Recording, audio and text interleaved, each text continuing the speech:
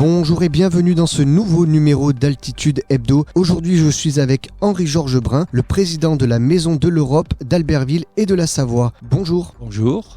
Alors déjà, est-ce que vous pouvez vous présenter, vous, en tant que président de la MDEAS, oui. Donc j'ai repris la présidence de la MDEAS, Maison de l'Europe d'Albertville et de la Savoie, déjà depuis plus de 15 ans, ce qui commence tout de même à être une longue période, surtout à l'âge que j'ai. Mais bon, je suis toujours aussi, disons, motivé, énergique, et bon, l'équipe est vraiment tout à fait extraordinaire. Donc continuons comme ça, et je viens d'ailleurs d'être élu président depuis la dernière Assemblée Générale. Donc l'association a été créée en 1991, donc la Maison de l'Europe a eu 30 ans l'année dernière. Donc c'est quand même un bail, n'est-ce pas ? Elle avait été créée par Georges Bernard Granger, qui était prof d'allemand à l'époque, Jean-Claude Guénaud également, et Georges Roche, qui était le proviseur du lycée Jean Moulin d'Albertville. Voilà. Donc c'est une maison qui fait partie des 37 maisons de l'Europe française. On fait partie de la Fédération française des maisons de l'Europe, la FFME, d'ailleurs dont nous avons eu le congrès très récemment, le mois dernier à Nantes, donc qui s'est très très bien passé. Nos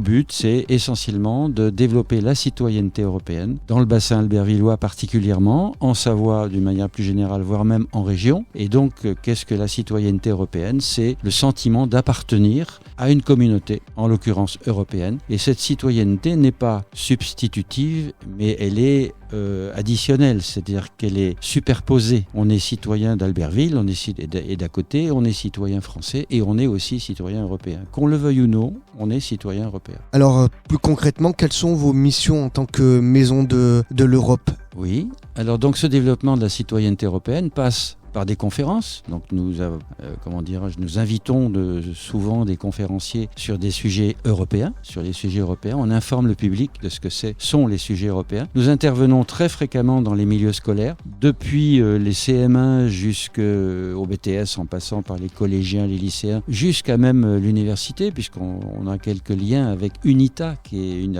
réunion de 6 universités, dont Savoie-Mont-Blanc à Chambéry fait partie. Donc on a un éventail très très large. On aime beaucoup ça d'ailleurs, parce que rencontrer les jeunes, c'est toujours une énorme satisfaction, c'est très très plaisant de parler avec eux. Donc ce sont quelquefois aussi des organisations de voyages, d'études, à Bruxelles, à Strasbourg, à Paris, et puis voir des organisations de concerts, et surtout, nous organisons chaque année la fête de l'Europe. Donc au mois de mai, donc le plus proche possible du 9 mai, malheureusement ça tombe souvent un dimanche, pas cette année c'est un mardi, mais on préfère le faire un samedi, donc la période du mois de mai, on appelle ça d'ailleurs le joli mois de mai, la fête de l'Europe, pour célébrer la déclaration de M. Schuman, donc de Robert Schuman, 9 mai 1951. Donc il est très important de fêter chaque année la fête de l'Europe, qui est un symbole de l'Europe. Et c'est facile de parler de l'Europe à Albertville et même en Savoie ? C'est facile, oui, bien sûr, quand on connaît le sujet. Comme on peut le connaître à la Maison de l'Europe, on n'a pas franchement de mal à trouver les arguments pour expliquer. Quant à convaincre, bien entendu qu'il y a des gens qui sont convaincus, d'autres ils sont hésitants, puis d'autres qui sont foncièrement hostiles. Mais on a toujours des arguments pour leur montrer que souvent ces gens hostiles ont des clichés, ont des a priori. Souvent je demande aux gens, mais est-ce que vous savez comment fonctionnent les institutions européennes ? Très fréquemment, les gens ne savent pas. Or, on va voter pour le Parlement européen. Quand on pose la question, à quoi sert le Parlement européen ? De qui est-il composé ? Bien souvent, les gens ne savent pas. Donc, les gens sont souvent hostiles, mais ne savent pas toujours. Alors, bien sûr, il y en a qui savent et qui sont hostiles. C'est leur droit. C'est aussi notre droit, non pas de convaincre. On n'est pas arc-bouté à convaincre, mais à expliquer. Alors, vous en avez dit quelques mots, mais on va détailler un petit peu le programme. La fête de l'Europe, qu'est-ce que c'est ? Quand ? Comment ça se passe ? Dites-nous en plus. Alors, tous les ans, donc j'ai dit c'était un symbole. C'est donc pour rappeler la déclaration de Robert Schuman, qui a été un véritable acte de construction européenne. Et donc, ce symbole, nous le célébrons chaque année à Albertville. Donc, cette année, elle va se dérouler sur 2 communes. D'ailleurs, on s'appelle bien Maison de l'Europe d'Albertville et de la Savoie. Donc, ça va commencer par un vernissage photo, des photos que Pourqueville Sarajevo avait prises dans les années 90-2000 et qui normalement fêtera ses 30 ans cette année. Si elle avait continué à exister, elle aurait 30 ans d'une manière très vive. Donc ces photos seront exposées à l'Atrium, à Gilly. Donc le vernissage aura lieu le jeudi 4 mai à 18h30 et l'exposition durera 15 jours. Elle sera donc à l'Atrium de Gilly. Elle sera suivie d'une projection pour expliquer ce qui a été fait donc dans ces années-là. Et puis le 6 mai, le samedi 6 mai, il y aura la fête de l'Europe sur la place éponyme, donc sur la place de l'Europe à Albertville. 10 stands associatifs seront répartis sur la place. Il y aura des animations et surtout il y aura une animation avec des jeunes et des anciens pour essayer de comprendre le fossé souvent qui existe entre les jeunes et les anciens, donc ce fossé intergénérationnel. Et enfin, le 6 mai, donc le mardi 6 mai, de nouveau à l'Atrium à Gilly-sur-Isère, nous faisons venir Florence Hartmann, qui était la porte-parole de Carla Del Ponte, qui était la procureure du tribunal pénal contre l'ex-Yougoslavie il y a déjà quelques années, et Véronique Naum-Grapp, qui n'est autre que la fille d'Edgar Morin, et qui est anthropologue, et qui viendront nous parler de la comparaison, on va dire, entre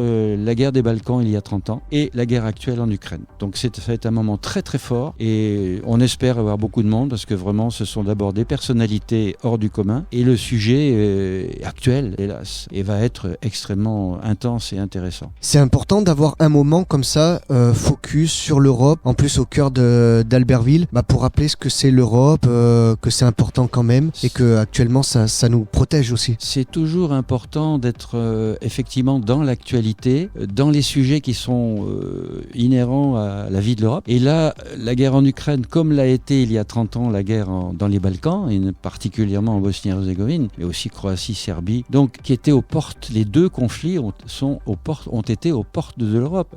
Sarajevo, ce n'est qu'à 1500 km d'Albertville, la frontière croate est à 800 km. Il y a 30 ans, c'était aux portes de l'Europe. Actuellement, l'Ukraine, c'est aux portes de l'Europe. Donc, effectivement, est-ce que l'investissement que l'on a à l'Europe contre l'Ukraine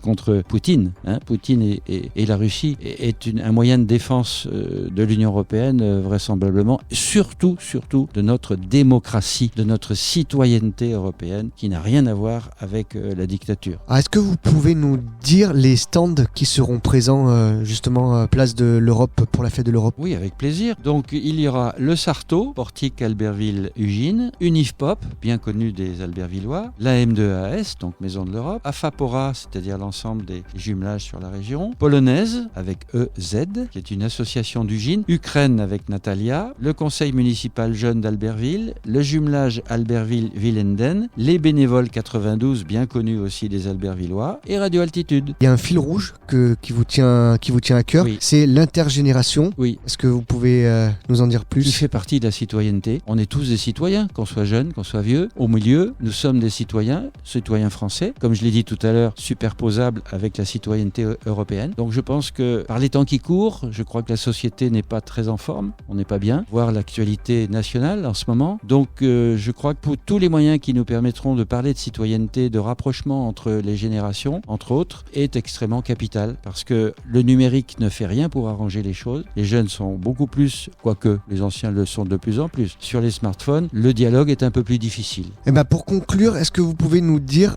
comment on peut contacter la Maison de l'Europe d'Albertville et de la Savoie? Alors, par téléphone, nous avons notre petite volontaire allemande qui est commune avec les jumelages, à Fapora, qui est pas toujours là, mais qui la plupart du temps répond. Donc 07 88 02 16 66, donc vous aurez affaire à Esther, voilà. Et puis email contact@mdealbertville.fr, voilà. Et le site internet mdealbertville.fr. Page Facebook également, page Instagram. Et juste nous rappeler du coup les grandes dates là, de la fête de l'Europe.